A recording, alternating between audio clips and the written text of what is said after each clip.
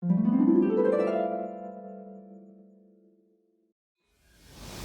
you died? Are you aimlessly traveling along the River of Souls? Wander no more by traveling on the new Shepherd of the Souls by Planar Cruise Lines.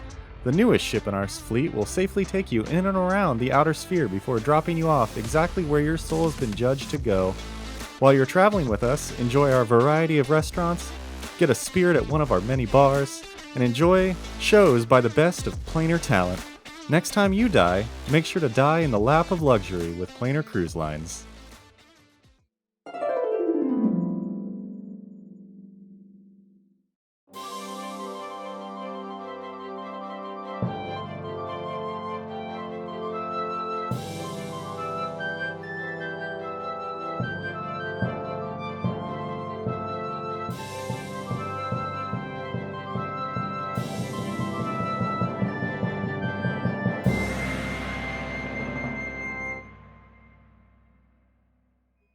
Hey, welcome to the Tabletop Travel Guide, the podcast where we explore fictional worlds and civilizations right from the comfort of our own tables. I'm Tyler, and this week I had my players plan a funeral for their dead teammate, and it was interesting. They got a lot of doilies from one of their grandmas.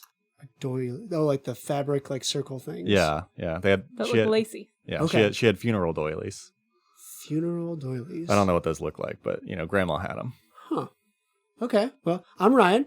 This past week in the campaign, I tried to assassinate 3 diplomats, or bureaucrats. Yeah. And I was successful in assassinating 2 of them. My players stopped the 3rd, though. We did. We realized we had breath of life, and we just brought them back. And then, worked on some poison for a bit. Clerics are great. You did not have a good day, though. Not a good day. So, and I'm Sam, and I played said cleric, so I got to use lots of medicine checks, and then hilariously, a lot of forensic acumen to figure out dead bodies. I felt a little bit like I was in a CSI episode, and I kept asking Ryan about like what the MO and the motive for the serial killer was, so I had a lot of fun.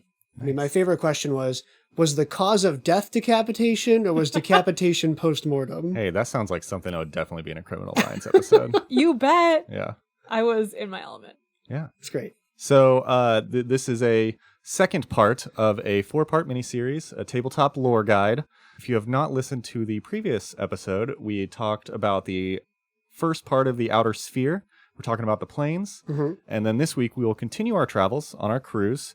So if you haven't listened to that one, go listen to that. And if you have listened to it, welcome back. One thing before we start, our favorite segment of things we mispronounced or misspoke. Uh-oh. This was a learning after the fact, but we had a bit of a difficulty trying to figure out the pronunciation of Abaddon.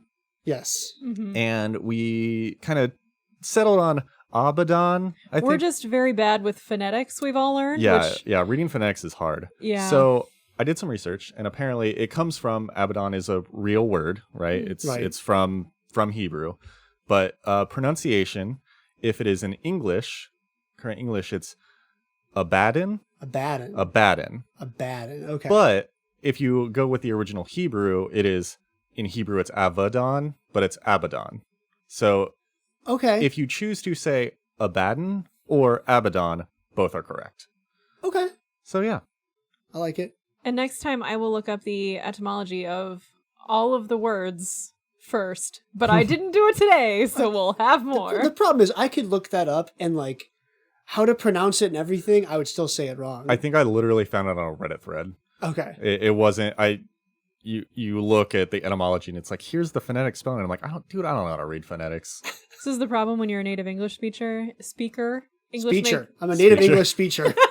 English makes no sense. None of the rules make sense. None of our words are pronounced Reading correctly. It makes no sense. Yeah, that's so fair.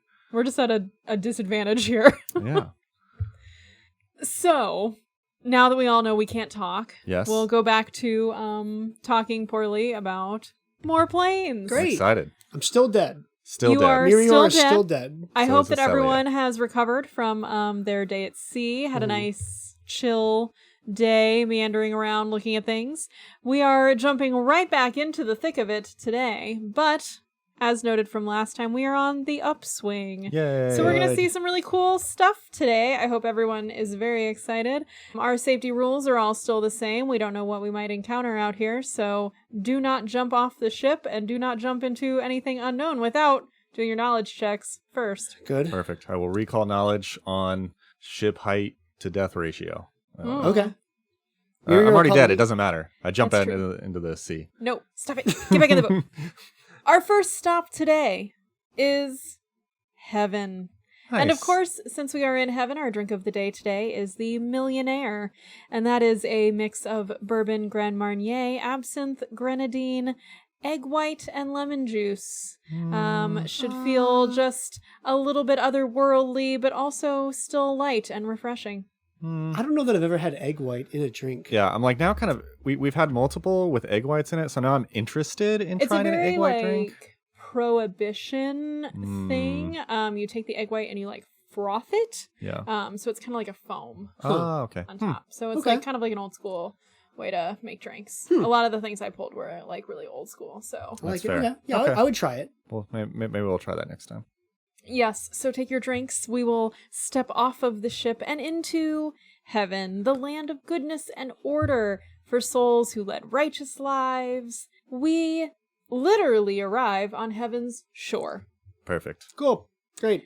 So from the shore, the landscape that you can perceive here, there is a mountaintop with an inaccessible peak. So this is where we talk about how certain planes are going to look like they have no end or are finite. Right. The inaccessible mountaintop is kind of like that, like, oh, I do not actually know how tall it is. Right. We cannot perceive it with our eyes. The mountain also is kind of ginormous and hard to conceptualize because it contains plains and lakes and canyons and terrains that reflect all variations of the creatures that come here. So from like a wide lens, it's a mountain, but the closer you get, you're going to see all these different terrains. Microbiomes in the mountain. Yes. Okay. Yes. Okay. Very cool.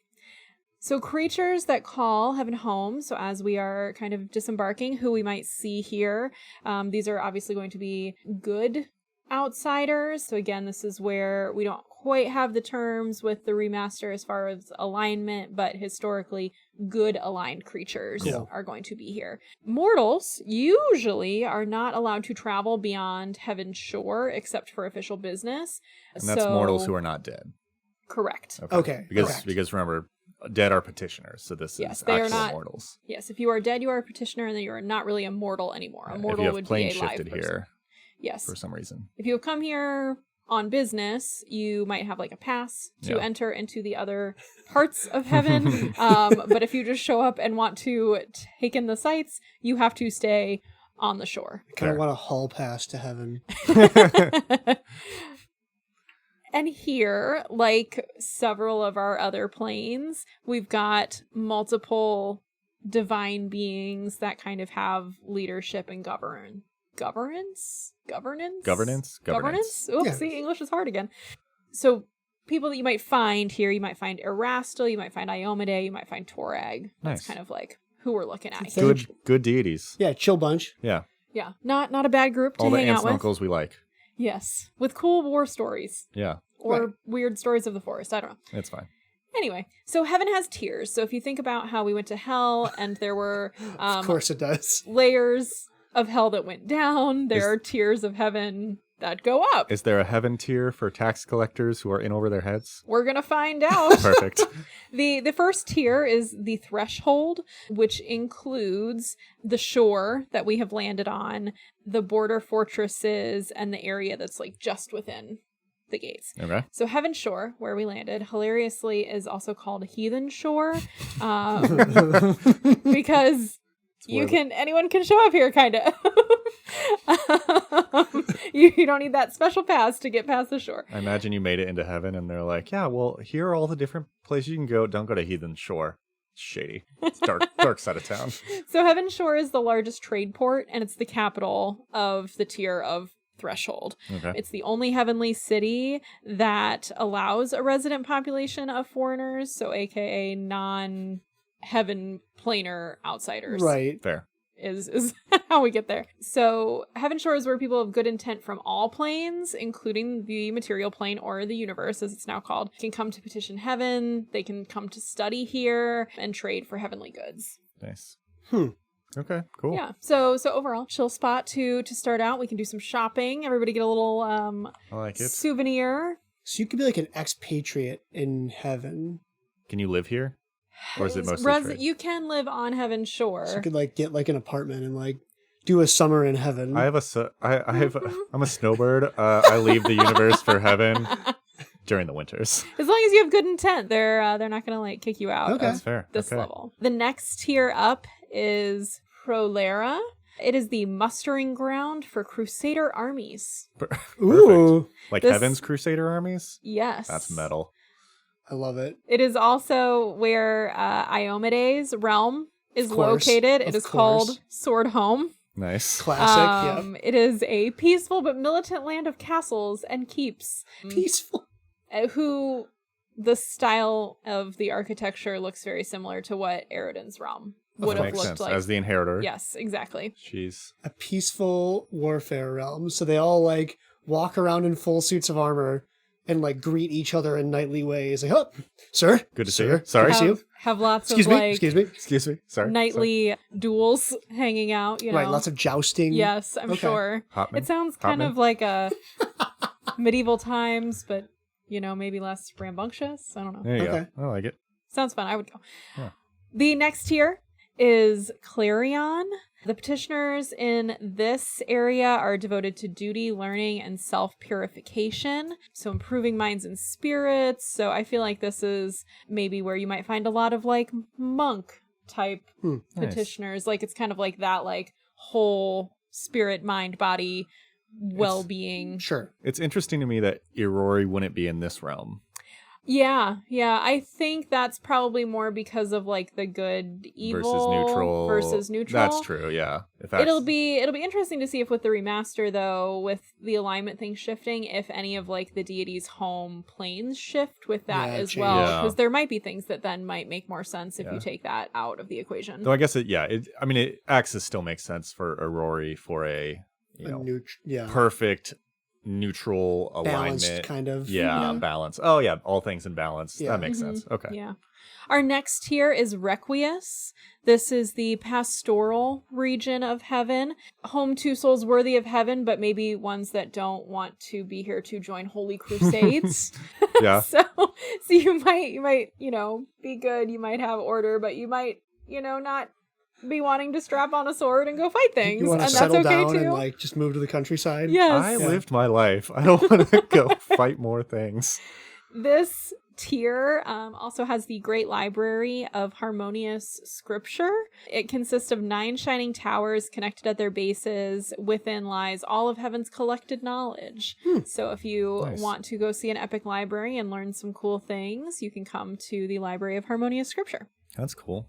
Our next tier is Illumis, which is the home of the scholars that are dedicated to understanding heaven's values. They also will do like policy work That here. might be your tax collecting haven. Ooh. Illumis. Yes, they I are have. the center of heaven's moral and philosophical debate. Tax law. It could be. It could be. Our next tier is Iutica.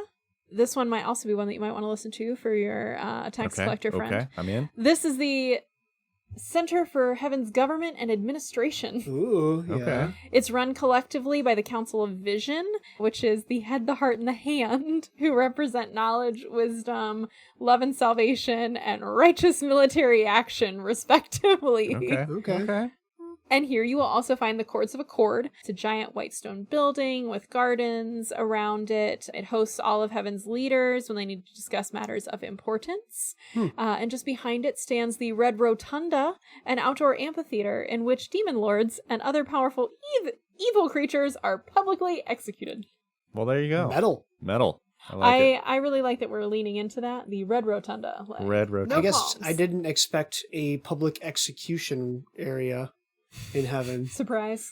Yeah, I'm a little surprised by that. Here's our many fancy coffee shops. Here's a place you can going to Holy Crusade, and here's where we murder demons. Yeah, well, you know, Huh. you gotta do all things. There's also the Grand Court of Heaven. This is an ornate complex where heaven refines laws and precedents and hears cases appealed from the 77 circuit courts that roam the plains. That sounds perfect for tax Oh my collector, because that's boring gosh. as crap. 77 circuit courts. From across all plains. Oh my So, gosh. sounds like a great time. Okay. The final tier is called the Garden, and it is a place of mysteries that even the deities don't completely understand. The small garden floats unattended and uninhabited above the rest of the mountain. So you can kind of see it, but Just as there. nobody goes there. Interesting. So, Okay. mysteries. Yeah. Other places that we might see in the realm of heaven while we are wandering around. The Chambers of Repentance is a network of cells deep within the mountain that holds fiends and other wicked individuals. But they're the ones that heaven thinks are capable of redemption. Okay. So they get to not be murdered in the Red Rotunda. They get to hang out in the cells and hopefully work towards redemption. Oh, Fair. very exciting. Maybe, Yay? if you're into Okay. that, I guess. Yeah. There's also Forge Heart, which is Torag's realm. It's not part of any specific tier, but it exists rather as a series of caverns within the mountain. So here, souls of devoted smiths rejoice in an eternity of challenging and satisfying labor. That's kind of cool. Okay. Yeah. If you're into that, yeah. I guess. Yeah. If you enjoy farming and you want to keep doing it, in heaven. Yeah, and then the Summerlands are wide swaths of wilderness, and that is Erastil's realm. And there are like some fields and small villages Right, and things in there, but as he is a god of the wilderness, you can find his wilderness here too. I definitely said farming and I meant blacksmithing. Oh, I thought you were Last talking time. about the other pastoral region. Yeah. I don't know where I ended up. It's fine. Anyway. We got Heaven it. If you like to do vast. labor in some form. Yes. If you want to, do good and work hard, come to heaven. There you go. Infinitely fulfilling labor. I like it. Yes. Okay. So that is heaven as we exit. You can see the mountain retreating in the distance. We are getting back on the boat and headed to our next mostly good realm. I like it. We are now approaching Nirvana. Okay. All right. The drink of the day for Nirvana is the Hedgerow Royale, which is sloe gin, cherry brandy, prosecco, a sprig of rosemary served over ice. That sounds amazing. Ugh, more gin. I'm out. Yeah. I'm Yeah. out. Two types of people. I love gin, so that sounds great. All of my drinks are like drinks that your grandpa would drink in 1930, but it's fine. That's what I like. am your grandpa in 1930, apparently. I like it. So Nirvana, as we approach the great wilderness, the sanctuary of enlightenment. It is a realm of good, as we're still using alignment terms. It has rolling fields, lush forests, deep blue seas, tall mountains, hidden valleys. It is home to intelligent animal petitioners, animalistic agathons, shining angels, and other creatures of pure good. What some of those things are, you might ask. An agathon is a race of outsider. They incorporate animal features into their forms, and the vast majority appear as anthropomorphized natural beasts. Okay. Okay. So Nirvana is kind of like wild good. Yeah. If you Okay, yeah. think about it That makes sense. kind of that way. There are angels here as well. So angels are on all three of like the good aligned planes, so you can find them in heaven, but the most reside here Oh, interesting. in Nirvana. Yeah. Okay. The souls here that become the petitioners of Nirvana are called the cleansed, and they often transform into the purest animal form for their afterlife. Oh, I like I know. that. So you could like pop up here and be like, I'm a cool bunny. Man, I could see Celia being like, I just want to be a cat Right? hanging out. I'm Maybe. just gonna go I've done enough taxes in my life. I'm gonna go be a cat. go be a cat, hang out. Other cool creatures that you might see here, moon dogs. Nice. They are nomadic guardians that roam in packs and protect Nirvana from interlopers. Oh, There are Nice. also roselings, which are enlightened plants. enlightened plants. Nice. Nice. Plants who So- reach enlightenment. What up? In the wilderness, obviously, we have some cool outsiders here. Again, leadership, multiple deities are here, ones that you might find. Kurgis, who is the god of bravery and competition. He's the son of Desna and Caden Kellyan. Nice. He's not one that Oh. we talk about a ton.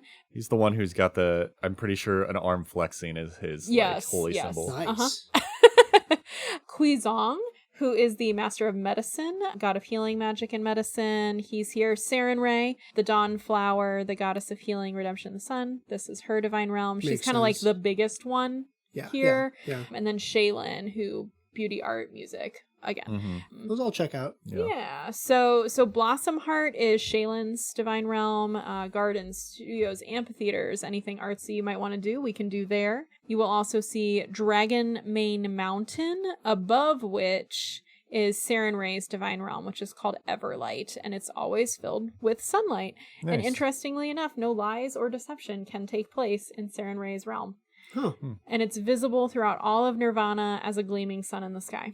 That's kind of cool. Yeah, it's like a little White House kind of. Yeah, it's neat. And then you have the Field of Champions, which is also known as Kyrgyz's field. This is his realm. It's an enormous carnival of games of agility, endurance, skill, and strength, where petitioners and mortals who come to visit can compete for eternal acclaim. And I don't think a silly would want to be there, but that seems cool. I'd like to visit. When you want to when a bro wants to challenge another bro to some carnival games. Yeah. I envision it looking like the Highland Games, just all the time. Yeah. Like I can throw a hay bale higher than you. Yes. Yeah. That'd be cool. I have a couple characters who'd probably like to go there after they die. Yeah. Yeah. So that's Nirvana. Nice. The wilderness.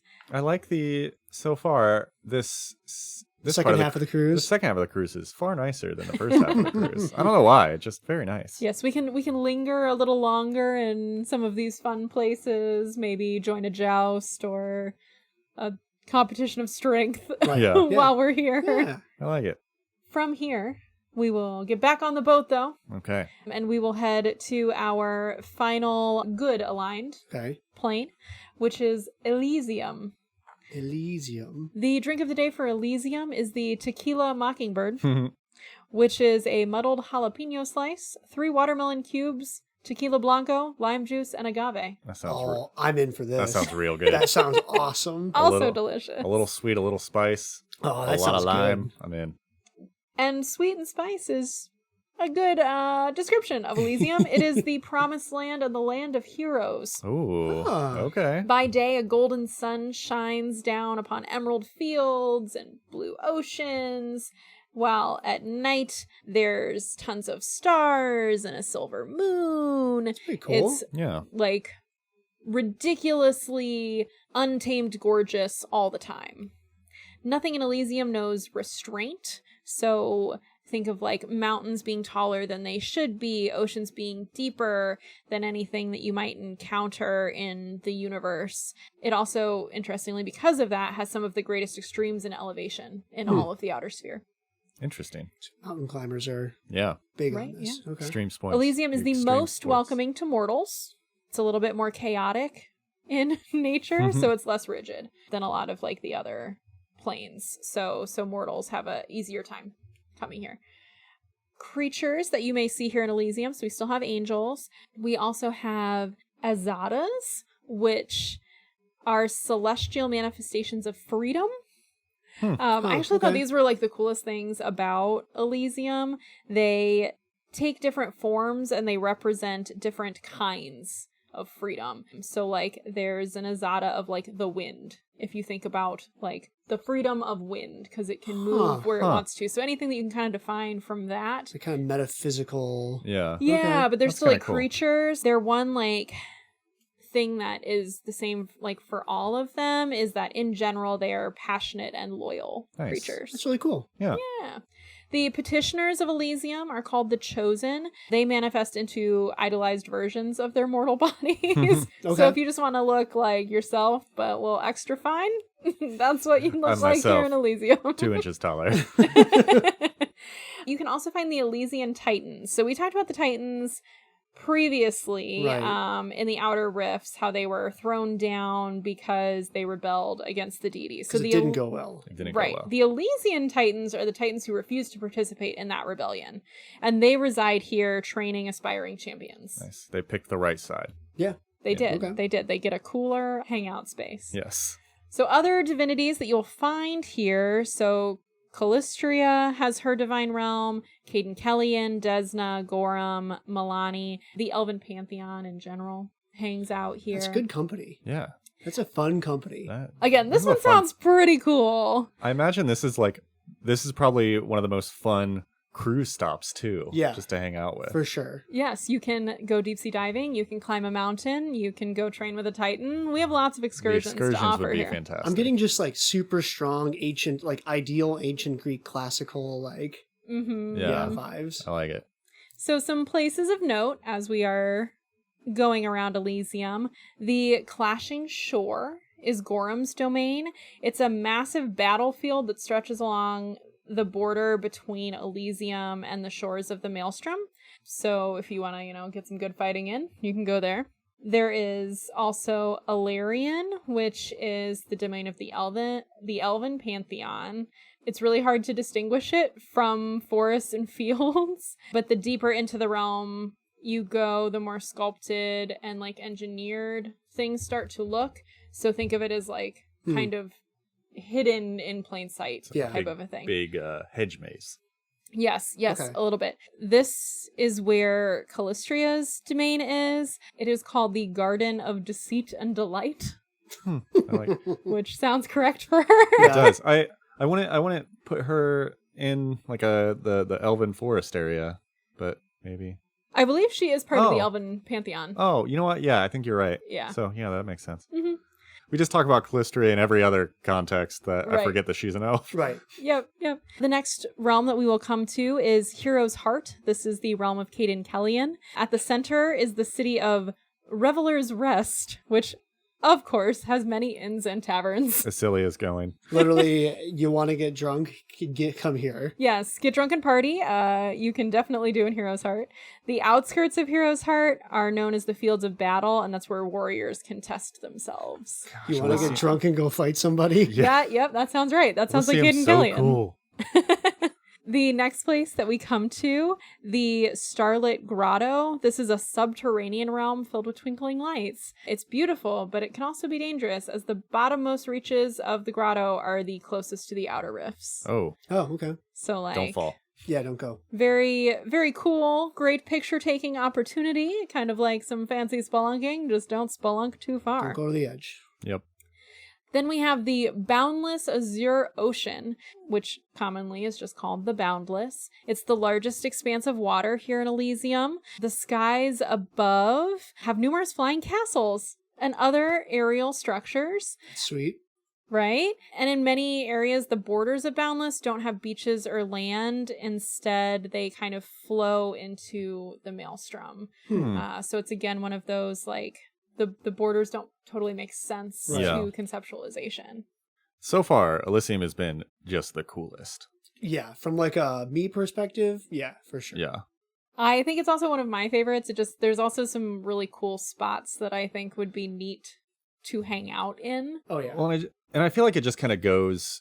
It's just kind of different than the stereotype, I guess. It Yes. goes because I feel like we all have a conception of heaven, right? Mhm. That makes sense. I think Nirvana as a kind of nature wild, that makes sense as well. And Elysium just kind of like the world of heroes. It feels more. It makes sense to be there as an adventurer. Like we always play adventurers, so it makes sense that like this is the boundless freedom and Right, heroic like the place. hooks are all there. Yeah, it's really cool. It makes me think of like Valkyries Yeah. from mythology and like that type of afterlife vibe. Right. I love it. Nice. So we'll get back on the boat from Elysium. I know, leaving. It's Tough to unfortunate. get back on the boat. For Yeah, that one. I imagine this is one where you look out on your deck after you get back and you see people sprinting towards the boat as Yeah. the For dock's sure. going up. Like, Oh no. Elysium is the night where you're like, huh, those people were sitting next to us at dinner last night. Where did they end up? Oh yeah, they missed the boat. They're still getting drunk in Caden Kellyan's bars. Whoops. You joke, but that does happen on cruises. That has literally happened to us. It's true. Where we've looked at it. We not- did not get left behind. No, but we looked at a table next to us and been like, they were here last night. Oh, they weren't here today. They missed the boat. Whoops. Yep. Yep, so wave to everybody that accidentally did a too long excursion on Elysium. But if you're going to get stuck somewhere, Elysium's the way to go. Right. That's true. Better there than the abyss. Yeah. All right, I think you will also like our final stop on the Outer Sphere cruise tour. We will be ending in the Maelstrom. The drink of the day is the Blue Hawaii, which is blue curacao, rum, vodka, and pineapple juice. Also That sounds delicious. amazing. That sounds really good. Let's just make all of them. The Maelstrom is also known as the Borderlands and the Cerulean Void. It is a realm of boundless chaos. It's a void that churns with land and sea and everything that could exist in between those two things. Great. It borders all of the outer planes, even as it seeks to devour them. You can picture it as a churning ocean with the borderlands serving as a broken ring around the perimeter. It's kind of like like enthalpy or like erosion incarnate. Yes, Okay. I think of it as like Or entropy. if you Entropy. picture the third Pirates of the Caribbean movie, Yeah. when they have all like the boats out there And the whirlpool. and the Yeah. then there's like the islands around. That's kind of how Yeah, I picture That okay. makes the sense. Maelstrom, except maybe prettier, because like I feel like that looked rough and it was like storming the whole time. Yeah. So that, but cooler. Creatures that you will find here in the Maelstrom: the Einherjar. I'm not sure if I pronounced that correctly. Einherjar. There's a J and an H, and Okay. That's it. it sounds, I feel like That it's sounds right. it's maybe Nordic, but I am not quite sure how to pronounce that word. Anyway, these are the manifestations of fallen champions who perished in righteous religious wars. They either fight on their own or they serve various gods or pantheons throughout the Maelstrom. They are selected for their role in the afterlife by Valkyries. Oh, there you go. Yeah, so we'll find Valkyries here. They formed from petitioners risen from the souls of the greatest soldiers. It's awesome. Nice. So the Maelstrom's also a little metal, too, That's in a awesome. fun kind of way. You can also find proteins here. I think it's proteins. You think it's what? I think it's proteins. Proteins. I mean, you can probably find proteins as well. I like proteans. That makes more sense. They are a serpentine race. They are a living extension of the Maelstrom. Groups of them will routinely attack other planes' borders. So this is why several of the other planes started having barriers and, Sure. you know, people to protect them Stinking because proteins. It's always the it's always proteans. snakes. It's always the It's always the serpents. snakes. And then you have the Maelstrom's petitioners. These are known as the Shapeless. The proteans themselves predate when mortal souls started coming here. So while sometimes petitioners will join the ranks of proteans, that's less common. So some of our other planes, it was kind of an easier road for petitioners to become whatever Yeah. the Denizens, yeah. creature is on that plane.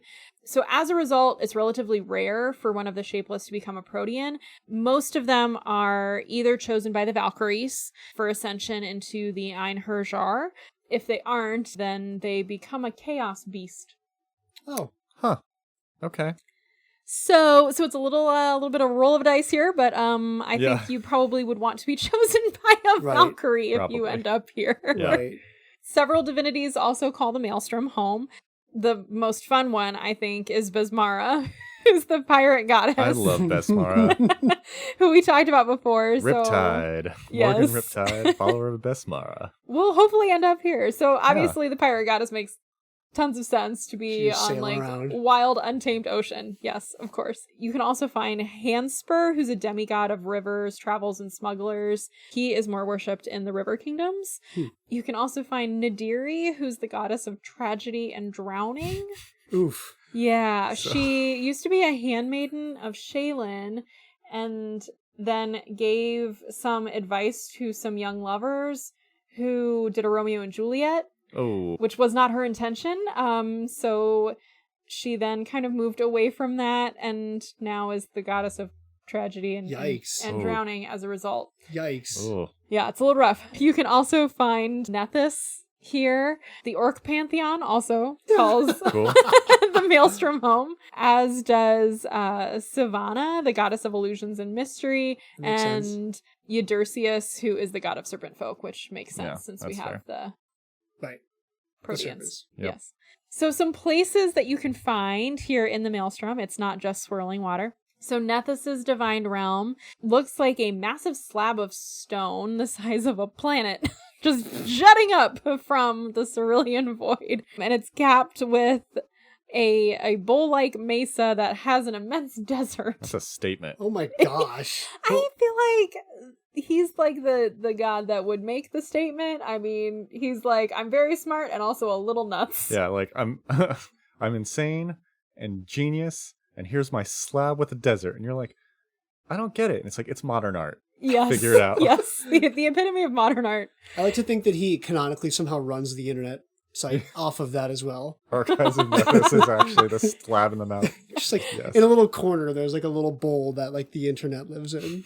It's like, I can't. Okay. The next place we will come to is the city of Bescarl, which is home to a unique group of outsiders, those that break from the shackles of their typical alignment and associated moral constraints. Okay. So if you're like, look, I'm not following any of that, I don't ascribe to your labels. I'm going to go over here. The hipsters of the world. Okay. The city is home to numerous clashing ideologies, and the mix of outsiders somehow still work together to defend their city from the constant erosion of the Maelstrom and the threat of Aeons, which we talked about earlier, who are all about structure and order. And the Aeons show up here trying to return things to their proper alignment. And so this particular city has a lot of people fighting against that. They're like, nope, we love the chaos. We're good. I was born in it. I was born. Well, we adopted the chaos. We also have the city of Galisemni. Galasemni? Sure. The city of the celestial and the damned. Oh. It's a great shining jewel of stability, actually. Oh, okay. Safety and interplanar commerce within the Maelstrom. It is a moving city. It kind of meanders through the borderlands. It's an island that's dragged along by the Maelstrom's currents. Floating city. Interesting. Yeah, that's cool. Interestingly enough, in the city, there is a place known as the Letho Wall. Rumor holds that the wall grants a person's greatest wish if they carve their name into a blank spot on the wall.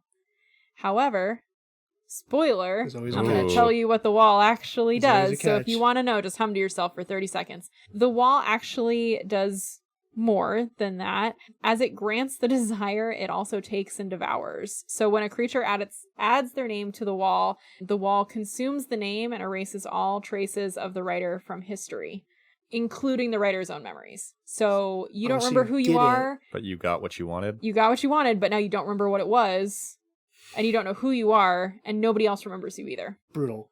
So when people see this wall with all the names on it, it could be someone that you knew, but they've been erased from your consciousness. Right. Oof. Ooh. Brutal. So when the wall just randomly appears in different parts of this city, it's ominous, right? Like people get like there's something else about it. So like whole like neighborhoods will just like move away until it goes away. Yeah. That's fair. Yeah. Ugh. Huh. Gross. Yeah, so be careful. Don't put your name on any walls that you don't know what they're doing. That's the vandalism you don't want.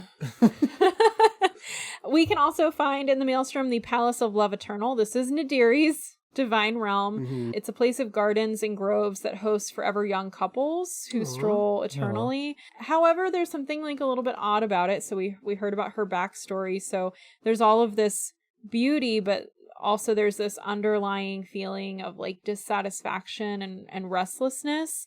If you linger here too long, you will start to feel like there's something that you have left behind or forgotten, and you can't like shake that feeling. So just I don't know. There's some really cool things here in the Maelstrom, even if it is a little bit crazy. Everything feels like it has a catch in the Maelstrom. Yeah, it's definitely interesting. The realm of the Orc Pantheon is called Volkorgoth. It's a great valley with a blood red river. Perfect. Classic. Yeah, Love it. so if you see that, snap your picture. I don't know if you want to hang out. As we close our tour of the Maelstrom, we will look at the Antipode, which is also called the Drain.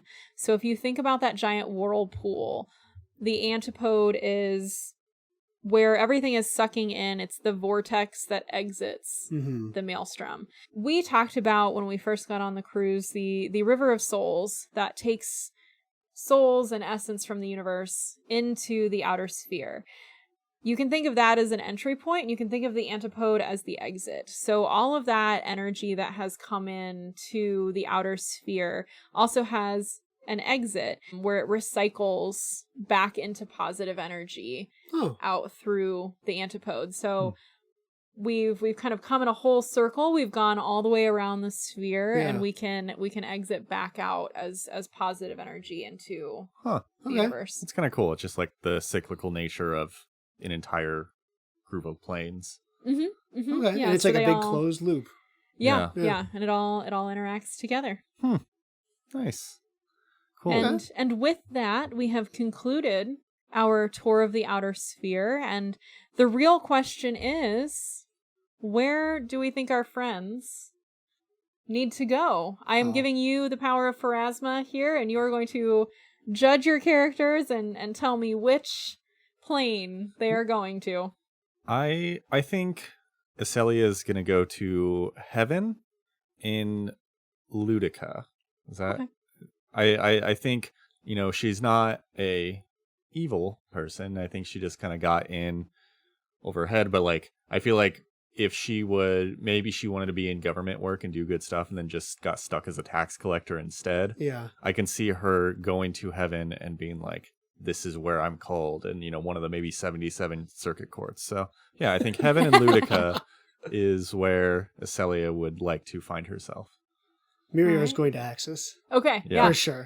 For sure. Yeah. Is he going to hang out with Bree in the Clockwork Tower? Oh, yeah. We're going to go to the Clockwork Tower. We're going to invent stuff. And Nice. We're going to hang out there and probably get called on to fight and be like, no. All I do is I invent. I don't want to fight. I like Excellent. Well, I'm glad that we were able to find some places for people to go. Planar Cruise Lines really did what they said they were going to do. I mean, as advertised. As advertised. They escorted us right there. Yes, I hope you will both be joining me for our next set of stops in the planes. We will be headed to the Inner Sphere. The Inner Sphere, just to give a little bit of a highlight, is going to be those elemental planes. So Nice. we are going to be unpacking a lot from Rage of Elements for this, and also the universe, which is the material plane. So we'll kind of touch on how all of those interact as well. I'm excited. Nice. I'm excited. Yes, and yeah, thank you, Sam. Thank you for taking us on this cruise. Yes. And thank you to our characters for coming along with us. And we're glad we found their final resting spot.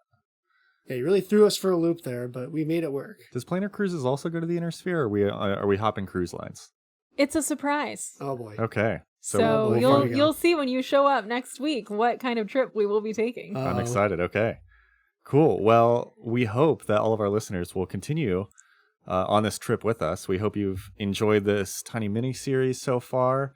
We originally said we were going to do 4 weeks in a row. We realized with our schedules that wasn't exactly going to work out. So enjoy these 2 weeks for our Planar Cruise. We are going to take a week off next week, and then we're going to come back to have 2 more weeks in a row to talk about the Inner Sphere. So instead of 4 weeks, it'll be 2, 1 off, and 2 again. So, again, thanks. If you are interested in reaching out to us, you can do so in a few ways. You can DM us on Instagram at Tabletop Travel Guide. You can always email us at tabletoptravelguidepodcast@gmail.com. Remember, we do try to post pictures and stuff to our Instagram and our website, tabletoptravelguide.com. I think we might have gotten a little bit behind on that, but we'll get them there. And yeah, if you're enjoying this podcast, tell your friends. Best way to spread the word is word of mouth. Give us a rating. That makes us feel good. So, but yeah, tell your friends about us and feel free to reach out. We love hearing from everybody. So till next week when we continue our mini series in the plains. Safe travels, everybody. Safe sailing.